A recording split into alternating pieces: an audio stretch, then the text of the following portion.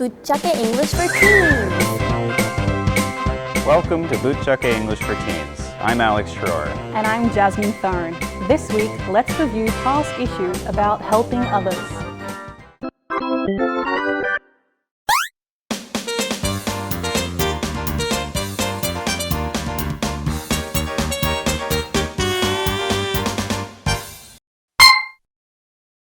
Mrs. Robinson, can I help you? Why, yes. Thank you. Could you dice these onions for me? No problem.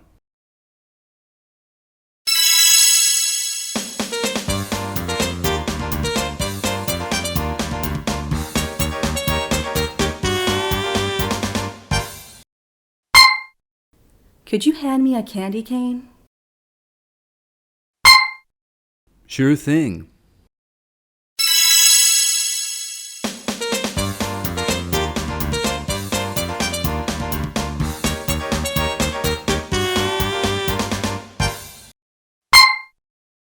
I implore you, Mother, Father, please reschedule.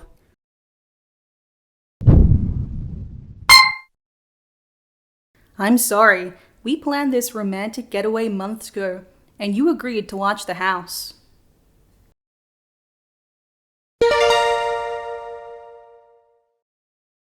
Isn't helping people the best? You're a funny guy, Alex, but I suppose that's a good start as any for today's point. Okay. In today's skit, when Kazu accepted Mrs. Robinson's request to dice onions, he said, "No problem." It's basically a way to say that you're accepting a person's request and it's not a big issue. So maybe your parents are going to be home late. They might ask, "Could you order us pizza for dinner?" You could enthusiastically say, "No problem." Keep in mind that this phrase works best in response to a simple and easy request.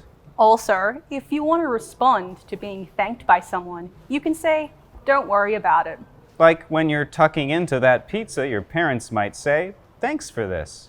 Don't worry about it. I'm happy to order pizza anytime. I wish my parents would let me order pizza. My parents did. Once. But never again. Did something bad happen? Do you want to talk about it? No. My lawyer said I shouldn't say anything. But thanks for asking. Don't worry about it.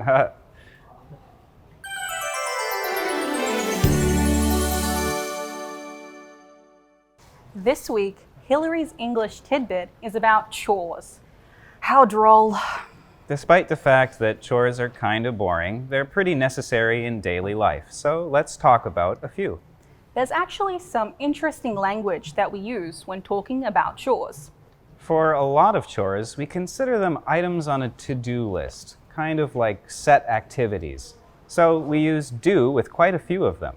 Like when your clothes hamper gets full of dirty clothes, you might say, "I guess I'll do the laundry." Or when your sink becomes full of dirty dishes, you might say, "I'm going to do the dishes." You can also say, "I'm going to wash the dishes" as well, but do is probably more common. A good example of a chore that doesn't use do would be make your bed.